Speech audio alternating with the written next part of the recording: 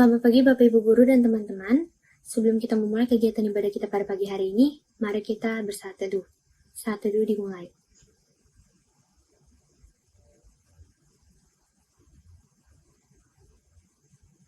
Saat teduh selesai. Hanya ada satu nama yang layak untuk kita sembah, namanya yang sangat indah untuk kita dengar. Mari kita nyanyikan lagu What a Beautiful Name.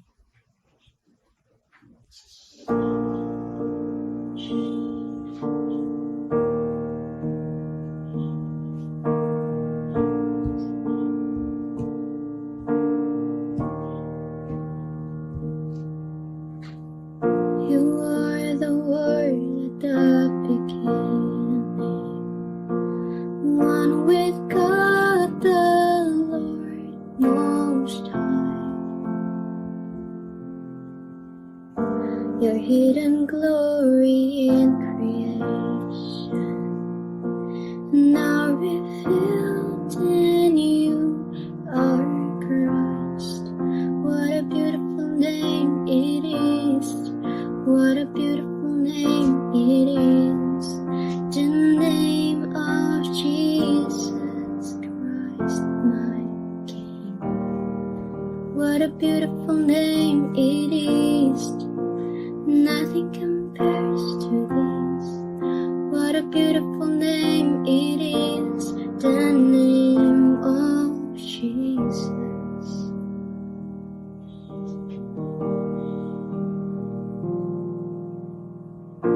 You didn't want heaven without us, so Jesus, you brought heaven down.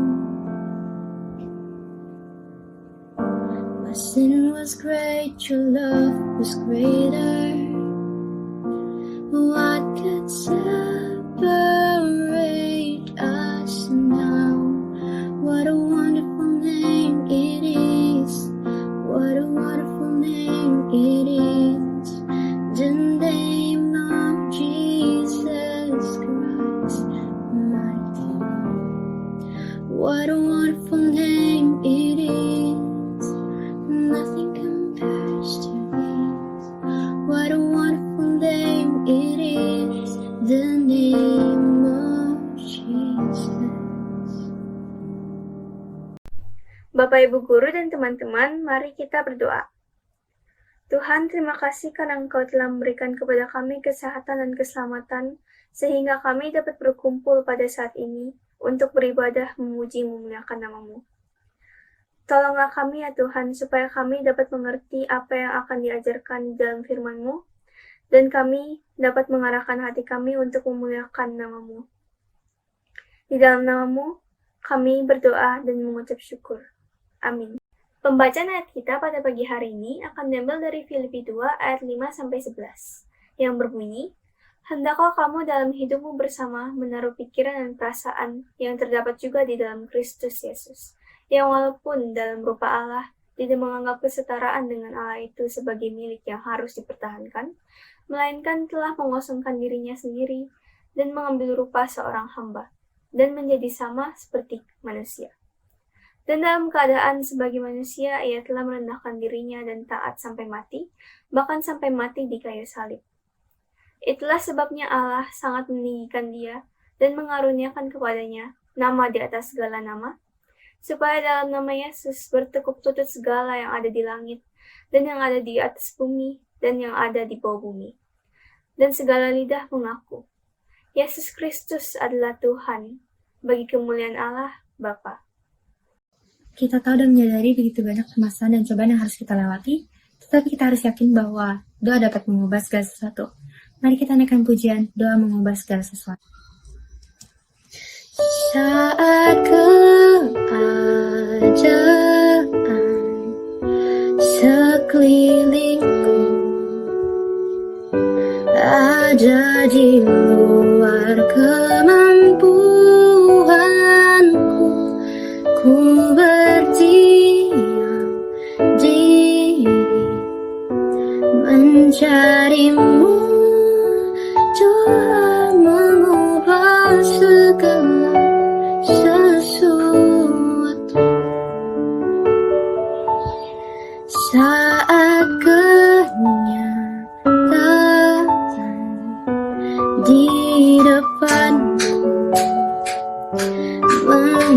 kecewakan perasaanku. Ku menutup mata, memandangmu, berdoa mengubah segala sesuatu. Doa orang benar bila didoakan dengan yakin besar kuasanya, dan tiap doa yang lahir dari iman berkuasa menyelamatkan, seperti mata air di tanganmu, mengalir kemanapun kau mau. Tiada yang mustahil di matamu. Doa mengubah segala sesuatu. Kita akan masuki dalam pemberitaan firman Tuhan yang dibawakan oleh Ibu Lela. Sebelum kita mendengarkan kebenaran firman Tuhan, mari kita naikkan pujian mengejar hadir.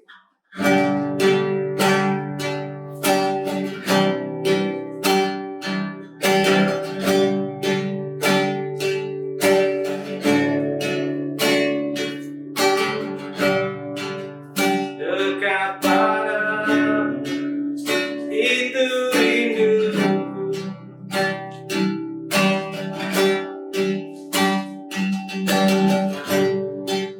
setiap kata kau pun menunggu, tak kusangka ku temukan satu kasih yang abadi. Kini ku datang dan ku bawa hidupku,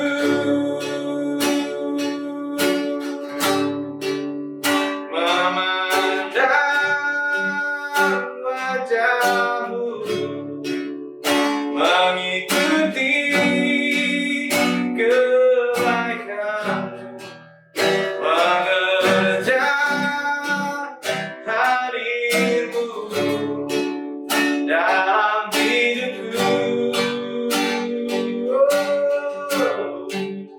Membawa sembahku, menyatakan kebesaranmu, mengejar hadirmu dalam hidupku.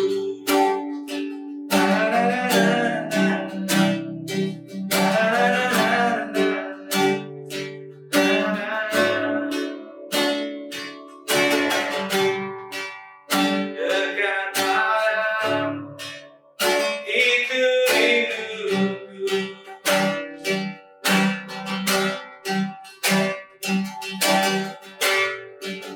setiap kata kau pun menunggu, tak sangka ku temukan satu kasih yang abadi. Kini ku datang dan ku bawa hidupku, memandang wajahmu,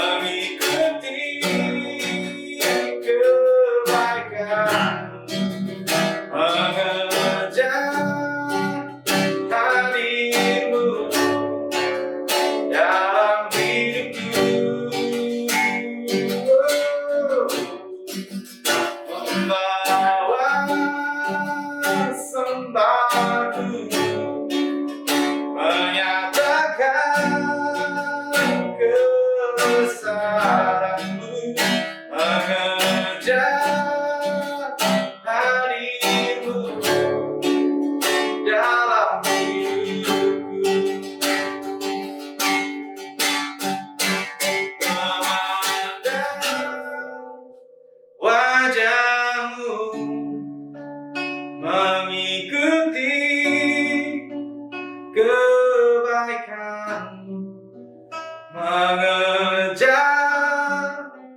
hadirmu dalam hidupku,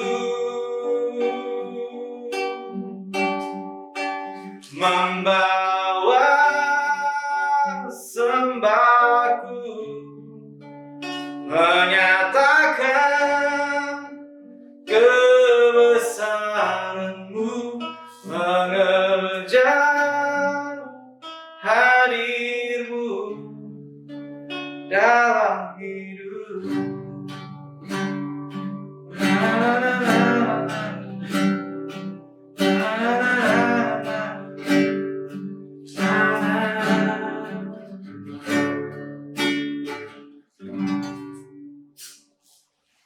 Silakan kepada Bunda.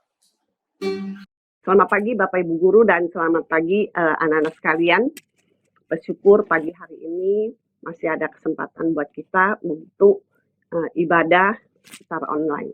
Sebelum mendengarkan firman Tuhan, mari kita berdoa. Tuhan Yesus, terima kasih untuk pagi hari ini. Ada satu kali lagi kesempatan bagi kami untuk datang beribadah. Dan Tuhan, terima kasih masih ada firman Tuhan untuk kami pada masa muda kami ini. Tuhan, kiranya Roh Kudus menolong kami, berbicara kepada kami, bukan menolong kami untuk boleh menjadi pendengar dan pelaku firman. Terima kasih ya Tuhan, hanya di dalam nama Tuhan Yesus, kami berdoa dan kami bersyukur. Amin. Anak-anak sekalian, pada pagi hari ini, tema kita berjudul berpikir dan merasakan seperti Kristus. Terambil dari Filipi 2 ayat 5 sampai 11. Saya akan bacakan bagi kita sekalian. Filipi 2 ayat 5 sampai 11. Hendaklah kamu dalam hidupmu bersama menaruh pikiran dan perasaan yang terdapat juga dalam Kristus Yesus, yang walaupun dalam rupa Allah tidak menganggap kesetaraannya dengan Allah itu sebagai milik yang harus dipertahankan, melainkan telah mengosongkan dirinya sendiri dan mengambil rupa seorang hamba dan menjadi sama dengan manusia. Dan dalam keadaan sebagai manusia, ia telah merendahkan dirinya dan taat sampai mati, bahkan sampai mati di atas kayu salib. Itulah sebabnya Allah sangat meninggikan dia dan mengaruniakan kepadanya nama di atas segala nama, supaya dalam nama Yesus bertekuk lutut segala yang ada di langit dan yang ada di atas bumi dan yang ada di bawah bumi, dan segala lidah mengaku Yesus Kristus adalah Tuhan bagi kemuliaan Allah Bapa. Anak-anak sekalian, ini adalah sebuah tulisan yang berisi sebuah nasihat. Dan nasihat ini dituliskan oleh Paulus ketika dia berada di penjara kepada jemaatnya yang ada di Filipi. Jemaat Filipi ini terdiri dari budak, dan kemudian para veteran, dan kemudian orang asli Filipi, dan kemudian beberapa pemimpin atau tokoh masyarakat. Dan untuk orang Yahudi adalah tidak banyak. Dan tulisan ini Paulus tujukan kepada mereka. Dan sebenarnya jemaat Filipi adalah jemaat yang baik, jemaat yang sangat mendukung pekerjaan dan pelayanan yang Paulus lakukan. Dan ketika di tengah-tengah penjara ini, Paulus menuliskan nasihat ini. Mengapa Paulus menuliskan nasihat ini kepada jemaat Filipi? Ternyata di dalam kehidupan mereka bersama, kehidupan sebagai orang percaya, terjadi pergesekan, terjadi perselisihan, yang juga akhirnya bisa itu membawa sebuah perpecahan. Nah, dalam kondisi dan situasi jemaat yang demikian, inilah Paulus katakan, bagaimana menyelesaikan persoalan yang timbul di dalam kehidupan bersama sebagai anak-anak Tuhan dan sebagai orang percaya. Paulus kembali mengingatkan kepada mereka. Diingatkan adalah bagaimana menyelesaikan persoalan, bagaimana menjalani kehidupan. Nah, Paulus mengajak jemaatnya Filipi itu untuk boleh meneladani, boleh mencontoh kepada Kristus. Contoh seperti apa sih? Ya, contoh seperti apa sih? Nah, dikatakan contoh seperti Tuhan Yesus ketika dia datang di tengah-tengah dunia. Nah, ketika di tengah-tengah dunia ini dikatakan, untuk boleh datang di tengah-tengah dunia dikatakan, hendaklah kamu hidup bersama menaruh pikiran dan perasaan yang terdapat juga dalam Kristus Yesus. Perasaan Kristus, gitu ya. Perasaan Kristus, apa yang Kristus rasakan? Dikatakan, Kristus yang adalah anak Allah. Dia adalah Allah sendiri, bersedia mengosongkan diri untuk bersedia turun menjadi manusia, menanggalkan segala kemuliaan dan kemudian turun menjadi sama seperti manusia. Dan ketika dia menjadi sama seperti manusia, apa yang terjadi, anak-anak? Kristus adalah dia melakukan kehidupan yang taat kepada Bapa. Seluruh perjalanan hidup dia ketika sebagai manusia, dia mengerjakan apa yang Bapa kerjakan. Agenda hidupnya bukan agenda apa yang dia inginkan, melainkan yang Bapa inginkan. Oleh sebab itu dikatakan dia bersedia taat kepada Bapa. Bukan hanya taat dan mengerjakan, bahkan dikatakan ketaatannya itu harus mengalami penderitaan, dan bukan hanya penderitaan, melainkan juga sampai mati di atas kayu salib. Itu adalah suatu penghinaan yang luar biasa. Tidak bersalah, tetapi diperlakukan seperti seorang penjahat yang luar biasa pada zaman itu. Dan itu Kristus alami. Nah, anak-anak sekalian, dalam kehidupan bersama ini yang menghasilkan pergesekan, Paulus kembali mengingatkan jemaatnya untuk belajar bagaimana Kristus hidup. Bagaimana Kristus hidup. Dia tidak menganggap dirinya sebagai Allah. Dia tidak meletakkan kemuliaan Allah itu di dalam kehidupan dia. Melainkan dia tanggalkan. Dikatakan dia mengosongkan diri. Nah, tidak mudah. Kenapa? Karena di dalam kehidupan anak manusia, yang dicari oleh manusia adalah kemuliaan. Yang dicari oleh manusia adalah egonya yang dipuaskan. Harga dirinya yang sangat-sangat disanjung. Yang sangat-sangat dijunjung tinggi. Dan ini kehidupan manusia yang jatuh dalam dosa. Dan Kristus mengingatkan. Paulus mengingatkan melalui teladan Kristus. Yaitu belajar seperti Kristus. Kalau manusia berdosa mencari kemuliaan. Kalau manusia berdosa mencari pengakuan. Kalau manusia berdosa mencari memuaskan ego dan kedagingannya. Sebagai orang percaya, Paulus mengingatkan harus menanggalkan itu di dalam kehidupan bersama. Dan kemudian bagaimana itu bisa dilakukan? Yaitu dengan cara belajar taat. Belajar taat. Taat seperti Kristus taat kepada Bapa. Dia bersedia mengosongkan diri, menanggalkan kemuliaan oleh karena dia taat kepada Bapa dan menjadi sama seperti manusia. Allah menjelma menjadi manusia. Itu yang Kristus lakukan, yaitu ketaatan penuh kepada Bapa. Ketika dia hidup sebagai manusia, dia dihina, dia tidak diakui, dia dicurigai, difitnah, dan kemudian dia mengalami penyiksaan dan penderitaan sampai di atas kayu. Itu dia sama sekali tidak melakukan perlawanan. Mengapa demikian? Mengapa Kristus demikian bisa mengerjakan dalam hidup dia seperti ini? Padahal dia tidak bersalah. Satu alasannya. Karena dia sedang mengerjakan tugas yang diberikan oleh Bapa. Maka dia harus melakukannya dengan penuh ketaatan. Ketaatan dikerjakan oleh karena dia mempercayai Bapa yang mengutus dia. Sehingga dia boleh hidup di tengah-tengah manusia dan boleh mengalami perilaku yang demikian. Anak sekalian, ketika diperlakukan seperti itu, sebagai manusia biasa, seharusnya terjadi pemberontakan, perlawanan. Tapi Kristus tidak lakukan. Mengapa? Karena jelas tujuannya. Dia jelas tujuannya, yaitu datang untuk menyelamatkan manusia. Salib menjadi tujuannya.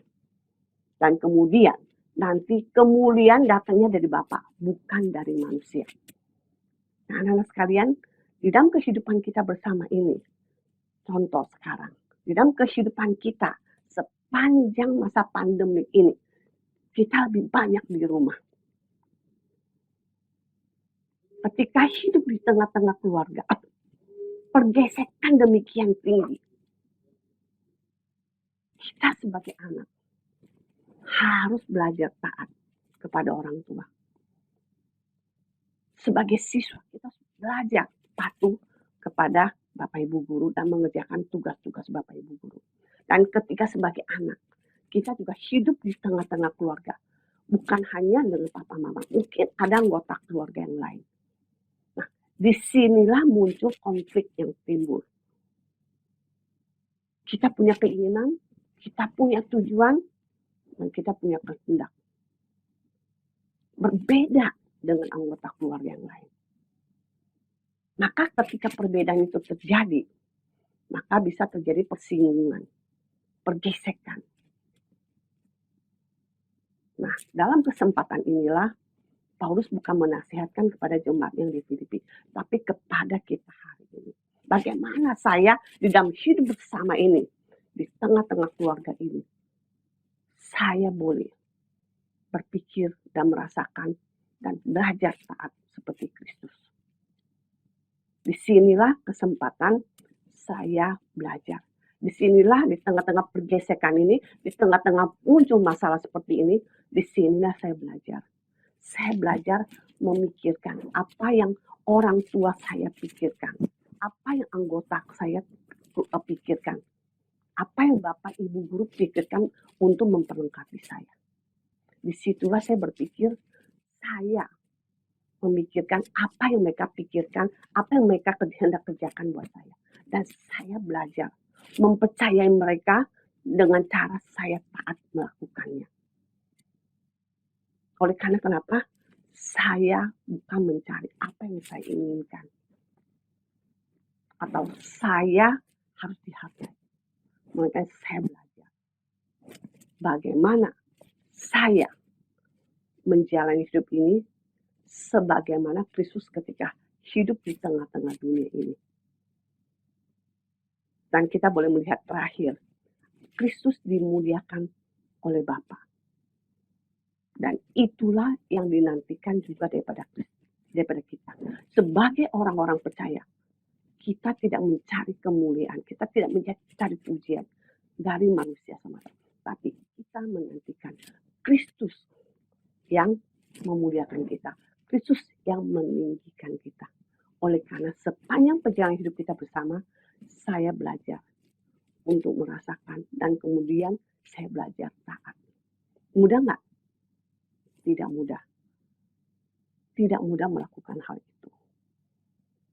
Tetapi disinilah Paulus kembali mengingatkan dan menasihatkan kita. Dan ini juga berlaku buat kita pada masa muda kita. Dan anak sekalian, maupun Bapak Ibu Guru, mari kita belajar bersama-sama. Seperti Kristus. Seperti Kristus. Kenapa? Karena saya sudah ditebus, saya sebagai anak-anak Allah, dan dalam kehidupan bersama inilah saya mengerjakan apa yang Kristus kerjakan. Dan di dalam menyelesaikan berbagai persoalan, saya belajar meneladani, meniru Kristus untuk mencapai tujuan Allah di dalam hidup saya. Saya mengerjakan agenda Allah di dalam hidup saya. Saya bukan mengerjakan atau menjalankan agenda saya pribadi, tapi saya menundukkan diri saya, agenda pribadi saya ke dalam agendanya Tuhan. Dan itulah tujuan hidup setiap pribadi yang sudah mengalami karya penebusan. Dan kita akan dimampukan, kenapa? Karena darah Kristus sudah menebus kita. Dan itulah yang memungkinkan kita mengerjakannya di dalam kehidupan ini. Di dalam kehidupan bersama ini. Kiranya kita boleh melakukannya sebagaimana Kristus sudah melakukannya. Dan Roh Kudus akan menolong kita untuk melakukannya di dalam kehidupan bersama ini. Dan kiranya melalui kita melakukan dan mengerjakan teladan Kristus, keluarga kita, diri kita boleh mengalami damai sejahtera. Melalui kehadiran kita, Shalom Allah, damai Allah dihadirkan di tengah-tengah kehidupan bersama.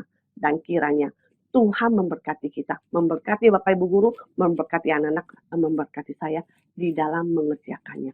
Terima kasih untuk setiap kita yang sudah mendengarkannya. Dan kiranya Tuhan Yesus menolong kita, Roh Kudus menolong kita. Amin. Mari kita kembali berdoa. Tuhan, terima kasih untuk nasihat yang Engkau berikan kepada kami melalui tulisan Paulus kepada jemaat Filipi di dalam pergumulan jemaat. Dan Tuhan, kiranya di tengah-tengah pergumulan hidup kami ini pun kami boleh belajar seperti jemaat di Filipi untuk menaruh pikiran kami, perasaan kami, dan kemudian kami dengan kehendak kami taat melakukan apa yang sudah Kristus kerjakan di dalam hidupnya sepanjang ada di dunia. Demikian juga dalam perjalanan hidup kami ya Bapa. Kami juga mau mengerjakannya.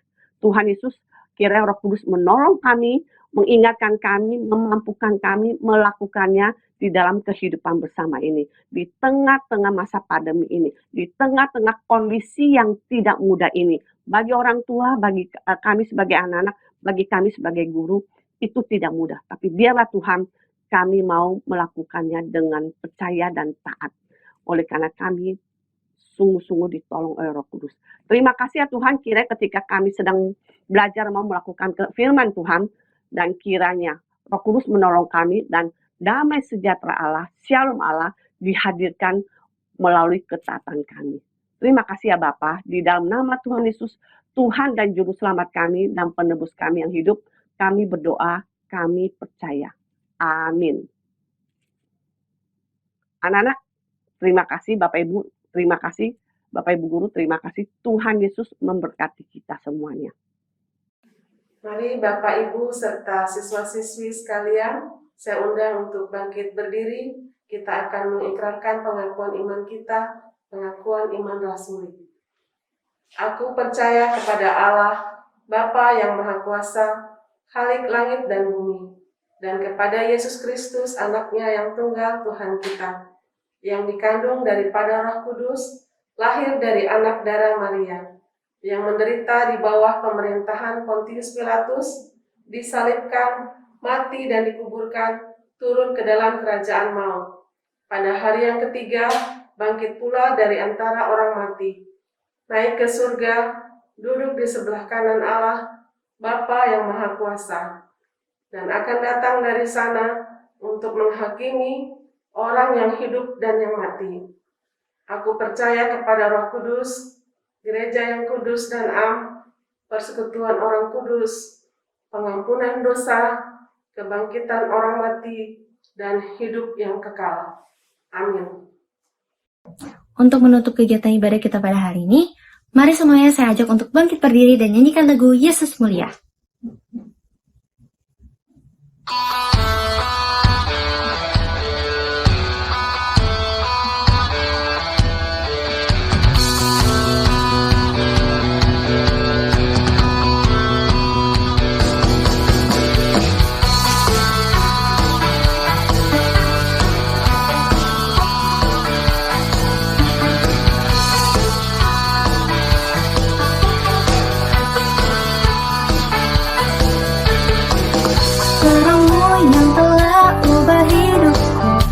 Jadikan aku ciptaan baru, ku angkat tanganku dan memujimu.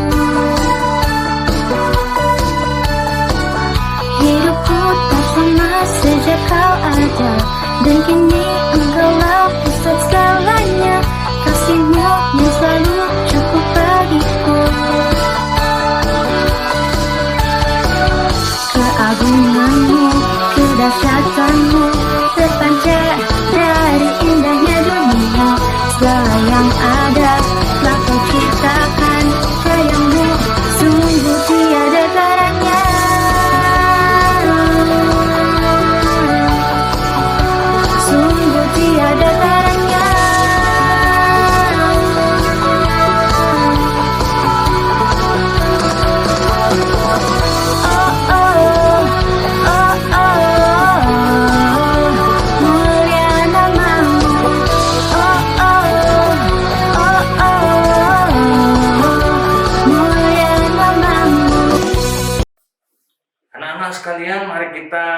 berdoa.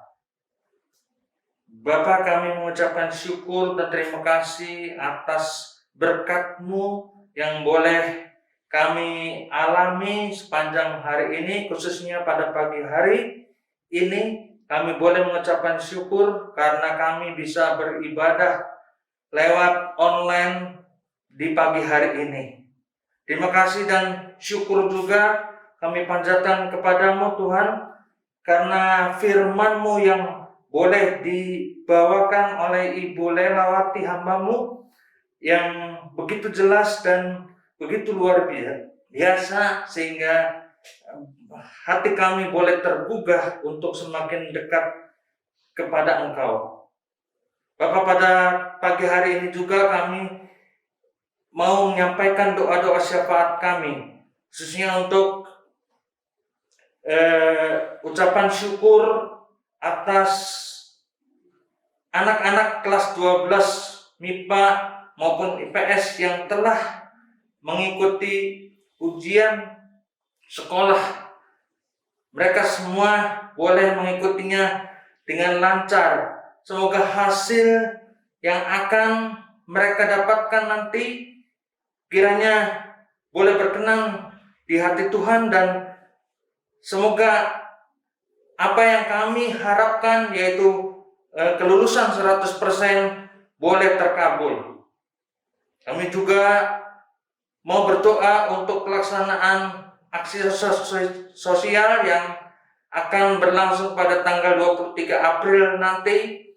Kiranya seluruh dana yang terkumpul maupun berupa materi boleh dibagikan kepada orang-orang yang membutuhkan di sekitar kami, sehingga aksi sosial boleh berlangsung dengan lancar dan baik.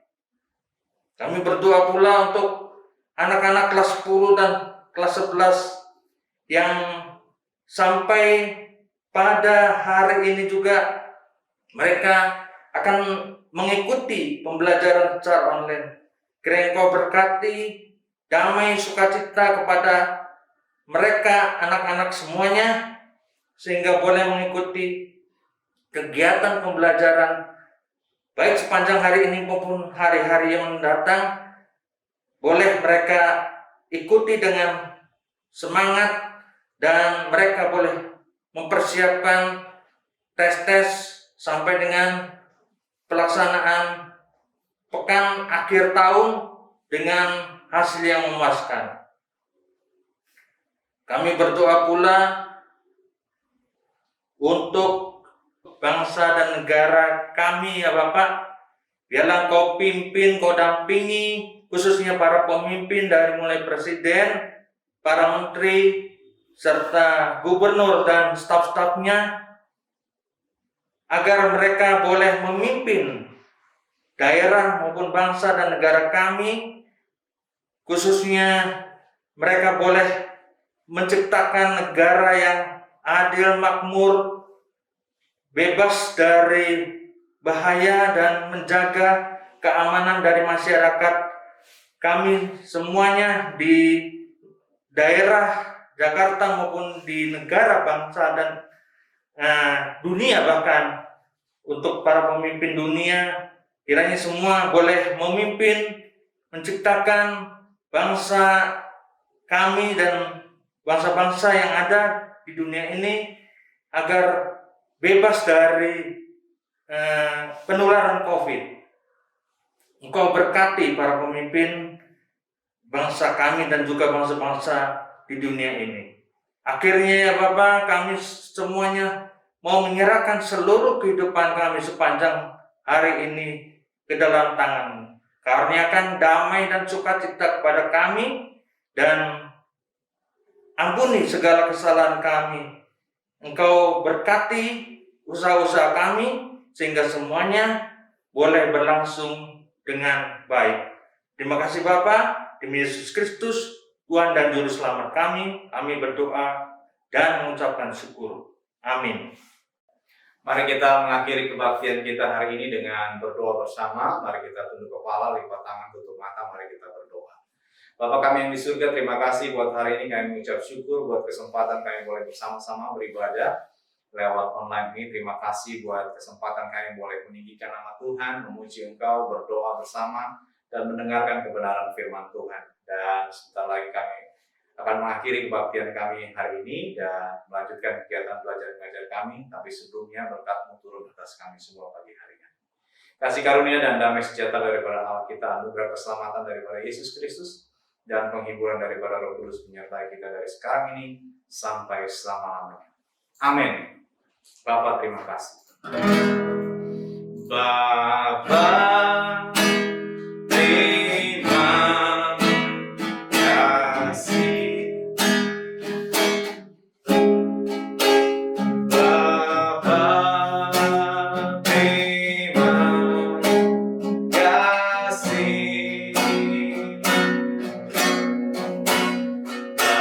Bapa di dalam surga, puji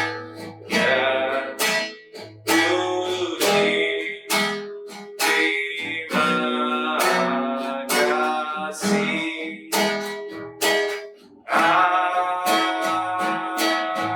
Amin.